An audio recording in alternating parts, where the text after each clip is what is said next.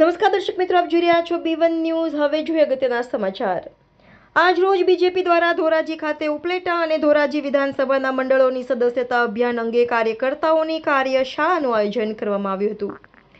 ભારતના વડાપ્રધાન નરેન્દ્ર મોદી દ્વારા સમગ્ર ભારતમાં સદસ્યતા અભિયાન શરૂ કરવામાં આવ્યું છે, જેના ભાગરૂપે આજ રોજ ધોરાજી અને ઉપલેટામાં વિધાનસભાના 5 મંડળોની કાર્યશાળા ધોરાજી ખાતે યોજાઈ હતી, જેમાં ભાજપના કાર્યકર્તાઓને ડિજિટલ માધ્યમથી કઈ રીતે સદસ્યતા અભિયાનમાં લોકોને જોડી શકાય તે અંગે રાજકોટના મનોજ રાઠોડ અને હસમુખ સોજીત્રાએ માર્ગદર્શન આપ્યું હતું।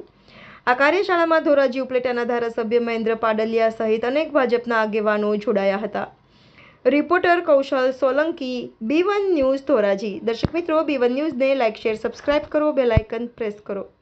અખિલ ભારતીય જનતા પાર્ટી દ્વારા સદસ્યતા અભિયાનની શરૂઆત આગામી 2 તારીખે સોમવારે આપણા યશસ્વી વડાપ્રધાન આદરણીય નરેન્દ્રભાઈ મોદી સાહેબ દ્વારા લોન્ચ થવાનું છે।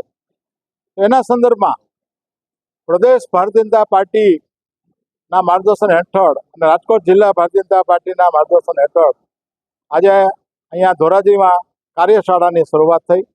ધોરાજી તાલુકા ધોરાજી શહેરની કાર્યશાળા અહીંયા સંપન્ન થઈ અને બપોર પછી ઉપલેટા શહેર, તાલુકા અને ભાયાદરની કાર્યશાળા પણ થવાની છે।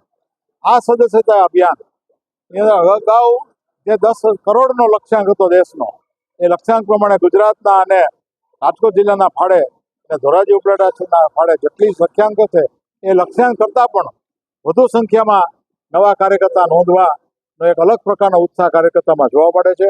એના આ દ્રષ્ટિથી આજે આ કાર્યશાળાની અંદર જિલ્લા ભારતીય જનતા પાર્ટીમાંથી મનોજભાઈ રાઠોડ અને હર્ષુભાઈ સોજીત્રા માર્ગદર્શન આપવા માટે ઉપસ્થિત રહેલા અને અભૂતપૂર્વ પ્રતિસાદ કાર્યકર્તામાં જોવા મળ્યો છે।